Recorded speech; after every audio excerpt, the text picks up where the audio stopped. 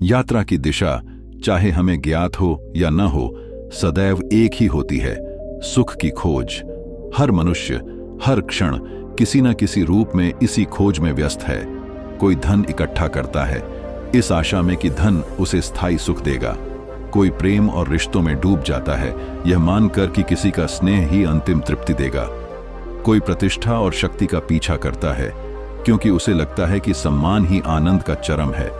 और कोई वासना में लिप्त होकर क्षणिक उत्तेजना को ही सुख घोषित कर देता है। मनुष्य का जीवन एक अनवरी यात्रा है, लेकिन क्या यह सब वास्तव में सुख है या यह केवल आनंद की परछाई है? एक भ्रम जो हमें थोड़ी देर के लिए लुभाकर अंत में और अधिक अधूरा छोड़ देता है। सुख का स्वप्न जितना चमकदार प्रतीत होता है उतना ही मायावी भी है। जैसे मृग तृष्णा में दौड़ता हिरण पानी खोजते खोजते अपनी शक्ति गंवा देता है, वैसे ही मनुष्य इच्छाओं की छवियों को सुख समझकर उनके पीछे दौड़ता रहता है। क्षण भर का सुख आता है और चला जाता है, और उसके पीछे बच जाती है वही खाली जगह, वही बेचैनी, वही अधूरापन। तो क्या ऐसा सुख मात्र एक छलावा है? क्या असली आनंद कहीं और है, जहां इच्छा नहीं, केवल मौन है? मनुष्य का मन सदा दो ध्रुवों के बीच झूलता है, इच्छा और शांति। इच्छा एक आग की तरह है, वह हमें किसी वस्तु, अनुभव या सुख की ओर खींचती है। जब इच्छा पूरी होती है तो क्षणिक तृप्ति मिलती है, परंतु कुछ ही पल में उसकी चिंगारी बुझ जाती है और पीछे रह जाता है एक गहरा खालीपन। इस खालीपन से बचने के लिए मन फिर किसी नई इच्छा की तलाश में दौड़ पड़ता है। इस प्रकार एक अंतहीन चक्र जन्म लेता है। इच्छा, तृप्ति, फिर शून्यता और फिर एक नई इच्छा। शांति का स्वभाव बिल्कुल भिन्न है। शांति तब प्रकट होती है जब इच्छा मिट जाती है। यह किसी वस्तु से नहीं आती, बल्कि भीतर से फूटती है। शांति इच्छा का अभाव नहीं, बल्कि आत्मा का सच्चा स्वभाव है। इसमें कोई अधूरापन नहीं है, कोई रिक्तता नहीं है। शांति में मन स्थिर हो जाता है और आत्मा अपनी उपस्थिति का अनुभव करती है। बुद्ध ने कहा था, इच्छा ही दुख का मूल है, क्योंकि इच्छा कभी पूरी नहीं होती। एक इच्छा पूरी होती है तो दूसरी तुरंत खड़ी हो जाती है। जैसे समुद्र की लहरें एक के बाद दूसरी आती ही रहती हैं। इच्छा हमें बार बार बाहर की ओर धकेलती है, जबकि शांति हमें भीतर की ओर ले जाती है। इच्छा का मार्ग बंधन की ओर जाता है, शांति का मार्ग स्वतंत्रता की ओर। यही है मनुष्य का सबसे बड़ा द्वंद्व। क्या वह जीवन को इच्छाओं की आग में जलाएगा या मौन और शांति में उतरकर आत्मा का सच्चा सुख पाएगा? वासना केवल शरीर की एक प्रवृत्ति नहीं है, यह मनुष्य की भीतरी असंतुलन की अभिव्यक्ति है। यह दिखाती है कि हमारा मन अभी भी स्वतंत्र नहीं हुआ है और आत्मा अब भी देह की सीमाओं में बंधी है। बाहरी स्तर पर वासना एक स्वाभाविक प्रवाह जैसी प्रतीत हो सकती है। इसमें अपराध बोध की कोई आवश्यकता नहीं है, क्योंकि यह प्रकृति का ही एक हिस्सा है। लेकिन जब यह आदत का रूप ले लेती है, तब यह आत्मा के लिए एक गहन प्रश्न खड़ा करती है। क्या मैं अपनी ऊर्जा को जागरूकता में रूपांतरित कर रहा हूं या केवल क्षणिक उत्तेजना में खो रहा हूं? वासना उस खालीपन को ढकने का साधन है जिसे हम भीतर महसूस करते हैं। जब मन अकेला होता है, बेचैन होता है, तब वह इस प्रवृत्ति की ओर आकर्षित होता है। लेकिन इस आकर्षण का मूल केवल शरीर नहीं, बल्कि मन का शून्य है। क्षणिक तृप्ति के बाद जो रह जाता है वह है थकान, खामोश खालीपन और आत्मा पर बैठा हुआ एक हल्का बोझ। वासना इसी कारण एक दर्पण है। यह दर्पण हमें हमारी अधूरी स्वतंत्रता दिखाता है। यह स्पष्ट करता है कि अभी हमारा मन इंद्रियों का स्वामी नहीं बना, बल्कि दास बना हुआ है। इसलिए वासना को न तो केवल जैविक क्रिया समझा जाना चाहिए और न ही केवल पाप। यह आत्मा के सामने रखा गया एक दर्पण है जो धीरे से पूछता है, क्या तुम सचमुच स्वतंत्र हो? मनुष्य के भीतर जो ऊर्जा प्रवाहित होती है वह केवल शारीरिक तत्व नहीं है। यह ऊर्जा ही जीवन का आधार है, अस्तित्व की धड़कन है, जिसे प्राचीन ज्ञान ने नाम दिया था प्राण शक्ति। प्राण शक्ति केवल शरीर को शक्ति नहीं देती, बल्कि यही मन को विचार देती है, आत्मा को प्रकाश देती है और हमारे व्यक्तित्व को उसकी आभा प्रदान करती है। यही वह ऊर्जा है जो सृजन करती है, प्रेम को गहराई देती है और मनुष्य को उसकी महानता की ओर प्रेरित करती है। लेकिन जब यही प्राण शक्ति बार बार वासना के क्षणिक सुख में बहाई जाती है तो यह धीरे धीरे व्यक्ति को भीतर से दुर्बल करने लगती है। तुम देख सकते हो, आंखों की प्राकृतिक चमक फीकी पड़ जाती है, चाल में थकान उतर आती है, स्वर की दृढ़ता खोने लगती है और आत्मा पर एक अज्ञात बोझ जमने लगता है। यह सब बाहर से देखने में साधारण लगे, लेकिन भीतर से यह ऊर्जा की क्षीणता है। जिस प्रकार दीपक में से तेल निरंतर रिसता रहे तो लौ धीरे धीरे मंद पड़ने लगती है, उसी प्रकार वासना में प्राण शक्ति का अपव्यय मनुष्य की लौ को कम कर देता है। स्वामी विवेकानंद ने कहा था, शक्ति ही जीवन है और दुर्बलता ही मृत्यु। जब हम इस ऊर्जा को व्यर्थ कर देते हैं तो यह केवल शरीर को ही नहीं, हमारे मन, विचार और आत्मबल को भी दुर्बल बना देती है। याद रखो, यह ऊर्जा केवल एक शारीरिक द्रव्य नहीं है, यह तुम्हारा जीवन स्रोत है। इसे खो देना केवल एक क्षणिक सुख के बदले धरोहर गंवा देना है। यह समझना बहुत आवश्यक है कि प्राण शक्ति का अपव्यय मनुष्य को भीतर से खोखला करता है, जबकि उसका संचय और रूपांतरण मनुष्य को देवत्व के निकट ले जाता है। जब मनुष्य अकेला होता है, बेचैन होता है या भीतर कोई अधूरापन अनुभव करता है तो वही खालीपन उसे वासना की ओर खींचने लगता है। पहली नजर में यह केवल शरीर की भूख जैसी प्रतीत होती है, लेकिन गहराई से देखने पर यह स्पष्ट हो जाता है कि यह केवल शारीरिक आग्रह नहीं है, बल्कि भीतर के शून्य का प्रतिबिंब है। मनुष्य अपनी इस खाली जगह को उत्तेजना से भरने की कोशिश करता है, परंतु यह भराव नकली है। क्षणिक तृप्ति आती है, लेकिन बहुत जल्दी समाप्त हो जाती है और उसकी जगह पहले से भी गहरा अधूरापन आकर बैठ जाता है। यही कारण है कि इच्छा का चेहरा आकर्षक तो लगता है, लेकिन उसके पीछे छिपा होता है आंतरिक संघर्ष। इच्छा हमें पल भर का सुख देती है, फिर हमारे हाथ से छीन लेती है और अंत में हमें और अधिक वंचित छोड़ देती है। इच्छा का यह चक्र निरंतर चलता रहता है। इच्छा, तृप्ति, शून्यता, नई इच्छा। यह चक्र ठीक वैसा है जैसे किसी प्यासे को समुद्र का खारा पानी पिला देना। जितना पिएगा उतना ही और प्यासा होता जाएगा। इच्छा भी कभी तृप्ति की ओर नहीं ले जाती, बल्कि हर बार और अपूर्णता का अनुभव कराती है। यही इच्छा का असली चेहरा है। वह बाहर से मधुर लगती है, भीतर से कड़वी है। वह वादा करती है आनंद का, लेकिन अंत में दे देती है अशांति और रिक्तता। यही कारण है कि सभी आर्ष मुनियों ने इच्छा को बंधन की जड़ कहा है। जब तक मनुष्य इच्छाओं के चक्कर में है, वह स्वयं को स्वतंत्र नहीं कर सकता। मुक्ति तभी संभव है जब मन यह देख ले कि इच्छा कभी भी स्थायी सुख नहीं देती, वह केवल शांति की परछाई बनकर आती है। जब मनुष्य वासना या अन्य इच्छाओं के आकर्षण को अनुभव करता है तो उसके पास प्रायः दो ही विकल्प दिखाई देते हैं, या तो वह इच्छा के आगे झुक जाए या फिर उसे दबा दे, उसका दमन करे। लेकिन सच्चाई यह है कि दमन कभी भी समाधान नहीं है। दमन केवल मन पर बोझ डालता है। जब तुम किसी इच्छा को दबाते हो तो वह सतह पर शांत प्रतीत होती है, लेकिन भीतर और गहरे स्तर पर उसका बीज और भी मजबूत हो जाता है। संयमित बीज की तरह वह अवसर मिलते ही कहीं अधिक शक्तिशाली होकर उभरती है।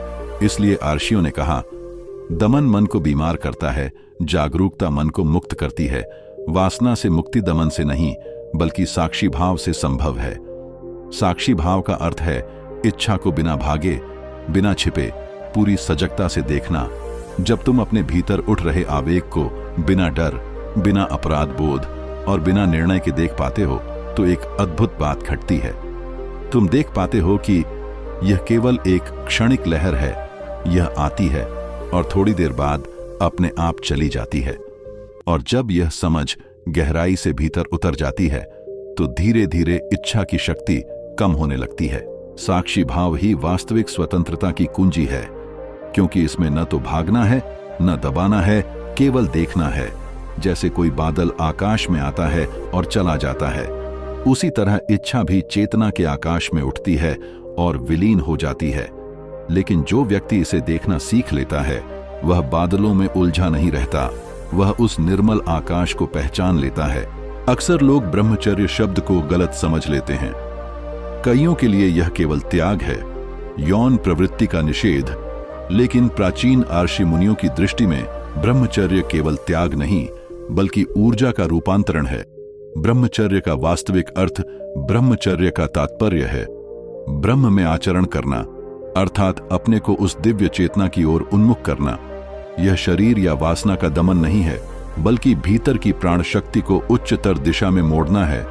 वही ऊर्जा जो वासना में क्षणिक सुख बनकर बह जाती है, यदि उसे रोका जाए और भीतर प्रवाहित किया जाए तो वही शक्ति ज्ञान का प्रकाश, कला का सौंदर्य, संगीत की ध्वनि और आत्मा की शांति बन जाती है। ऊर्जा का रूपांतरण, यह समझना आवश्यक है कि मनुष्य के भीतर प्रवाहित ऊर्जा तटस्थ है। यदि उसे इंद्रियों में बांध दो तो वह वासना, आसक्ति और निर्बलता बनती है। यदि उसे साधना की ओर मोड़ दो तो वही ऊर्जा ध्यान, भक्ति और सृजन की धारा बन जाती है। ब्रह्मचर्य का मंत्र यही है, ऊर्जा को नीचे से ऊपर की ओर उठाना। यह वही प्रक्रिया है जिसे योग में ऊर्ध्वरेता कहा गया है। हर महान आत्मा ने ब्रह्मचर्य को केवल संयम नहीं बल्कि आत्मिक उत्थान की कुंजी माना है। बुद्ध का मौन, महावीर का तप, विवेकानंद की प्रचंड वाणी और योगियों की दिव्य आभा, इन सब के मूल में वही रूपांतरित ऊर्जा विद्यमान थी। विज्ञान की दृष्टि से जब प्राण शक्ति वासना में न बहकर भीतर संचित होती है तो वह शरीर को स्वस्थ रखती है, मस्तिष्क को तेज करती है और आत्मा को स्थिर करती है। यह ऊर्जा धीरे धीरे ओजस और तेजस में बदल जाती है। ओजस से जन्म लेता है आत्मविश्वास, करुणा और रचनात्मकता। तेजस से आती है आभा, आकर्षण और आध्यात्मिक शक्ति। ब्रह्मचर्य कोई नकारात्मक निरोध नहीं बल्कि सकारात्मक सृजन है। वह शक्ति जो वासना में व्यर्थ हो सकती थी, ब्रह्मचर्य में बदलकर प्रकाश, शक्ति और आत्मज्ञान का स्रोत बन जाती है। यही कारण है कि ऋषियों ने कहा, ब्रह्मचर्यम महत बलम। ब्रह्मचर्य महान शक्ति है। मनुष्य स्वयं को स्वतंत्र मानता है, लेकिन यदि गहराई से देखा जाए तो उसका अधिकांश जीवन इच्छाओं और वासनाओं की दास्ता में बंधा हुआ है। उसकी सोच, उसके निर्णय और उसके कदम प्रायः उसी अदृश्य बंधन से संचालित होते हैं। दास्ता का स्वभाव, वासना के अधीन मनुष्य सोचता है, यह मेरी व्यक्तिगत आदत है, इसका दूसरों से कोई संबंध नहीं। लेकिन सत्य यह है कि यह आदत धीरे धीरे उसके समग्र व्यक्तित्व को जकड़ लेती है। उसकी आंखों से चमक कम हो जाती है, उसका आत्मविश्वास धीरे धीरे क्षीण हो जाता है, उसकी उपस्थिति का प्रभाव कमजोर पड़ जाता है और भीतर एक अज्ञातहीनता का बोझ जमा होने लगता है। धीरे धीरे यह स्थिति मानसिक दास्ता का रूप ले लेती है, जहां मनुष्य खुद को नियंत्रित करने में अक्षम हो जाता है। उसकी इंद्रियां ही उसका स्वामी बन जाती हैं। इसके विपरीत, जब मनुष्य जागरूकता से अपनी इच्छाओं को देखना शुरू करता है तो धीरे धीरे वह इंद्रियों का दास नहीं, उनका स्वामी बन जाता है। स्वतंत्रता का अर्थ है मन का अपने भीतर टिक जाना, जहां सुख बोध किसी बाहरी वस्तु पर निर्भर न होकर आत्मा के मौन से उत्पन्न हो। ऋषियों ने कहा है, यह आत्मनितिष्ठति स एव राजा। जो अपनी आत्मा में स्थित हो जाता है वही सच्चा राजा है। दासता और स्वतंत्रता का अंतर, दासता क्षणिक उत्तेजना देती है परंतु मित्रता में नहीं, बंधन में ले जाती है। स्वतंत्रता स्थायी शांति देती है और आत्मा को उसके वास्तविक गौरव से जोड़ती है। दासता मनुष्य को भीतर से खोखला करती है। स्वतंत्रता उसी ऊर्जा को ऊंचाई में बदल देती है। जागृति का द्वार हर मनुष्य के सामने यही द्वार है, या तो वह वासनाओं का दास बना रहे या साक्षी भाव से उन्हें पार कर आत्मा का स्वामी बन जाए। याद रखो, हर दास्ता या तो पतन की ओर ले जाती है या जागृति की ओर। तय करना तुम्हारे हाथ में है कि तुम्हारा मार्ग कौन सा होगा।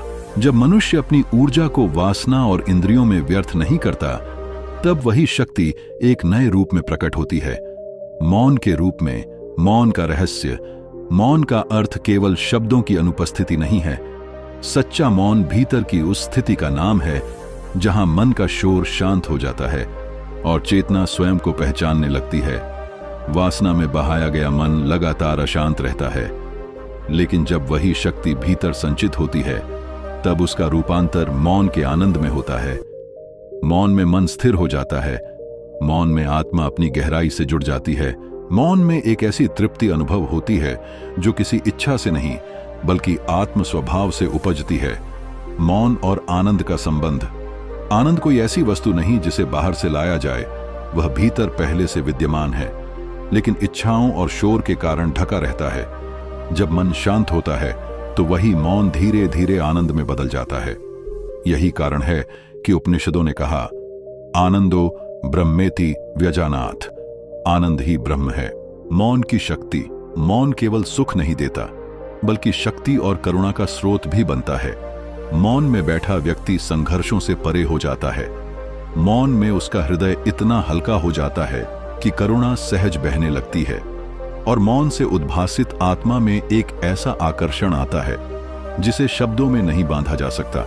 वासना में सुख की खोज करते करते मनुष्य केवल अंधेरी गुफाओं में भटकता है, परंतु जब वह मौन को खोज लेता है तब उसे पता चलता है कि सुख उत्तेजना में नहीं बल्कि मौन की शांति में छिपा है। मौन में ही आत्मा अपनी सबसे गहरी तृप्ति पाती है। मौन ही जीवन का परम आनंद है। जीवन हर क्षण तुम्हें एक चुनाव के द्वार पर खड़ा करता है। हर इच्छा, हर वासना, हर क्षणिक आवेग तुम्हें यही प्रश्न पूछता है, क्या तुम इतने दुर्बल हो कि एक क्षणिक चाहत तुम्हें पराजित कर दे, या क्या तुम इतने जागृत हो कि उसी ऊर्जा को अपने जीवन के उच्चतम उद्देश्य में रूपांतरित कर सको। मनुष्य की स्थिति नदी के बीच खड़े उस तैराक जैसी है। यदि वह प्रवाह के पीछे बह गया तो उसे पतन खींच ले जाएगा, और यदि वह सजग होकर तैरना सीखे तो वही प्रवाह उसे महासागर तक पहुंचा देगा। वासना, इच्छा और आदतें मनुष्य को दास्ता की ओर खींचती हैं, लेकिन वही ऊर्जा जब रूपांतरित होती है तो वह शक्ति, करुणा, सृजन और आत्मज्ञान का स्रोत बन जाती है। प्रश्न यह नहीं है कि वासना प्राकृतिक है या अप्राकृतिक। प्रश्न यह है कि क्या तुम अपने भीतर की दिव्यता को पहचान पाओगे या नहीं। आत्मा हर क्षण पुकारती है, उठो, देखो तुम्हारे भीतर अनंत शक्ति सो रही है। क्या तुम उसे बर्बाद करोगे या उसे जागृति में बदल दोगे। अंततः चयन तुम्हारा। दास्ता और स्वतंत्रता दोनों द्वार तुम्हारे सामने खुले हैं। पतन और मुक्ति के मार्ग तुम्हारे अपने ही कदमों से तय होंगे। याद रखो, सच्चा सुख इंद्रियों में नहीं, आत्मा की शांति में है। सच्ची विजय दूसरों पर नहीं, स्वयं पर है। और सच्ची स्वतंत्रता इच्छाओं को पूर्ण करने में नहीं, उनसे परे उठने में है। अब निर्णय तुम्हारे हाथ में है। क्या तुम अपने भीतर की लौ को वासना की हवाओं में बुझा दोगे, या उसे मौन और आत्मचेतना का सूर्य बना दोगे। यह जीवन तुम्हारी परीक्षा है, और इसका उत्तर तुम्हारे कर्म देंगे।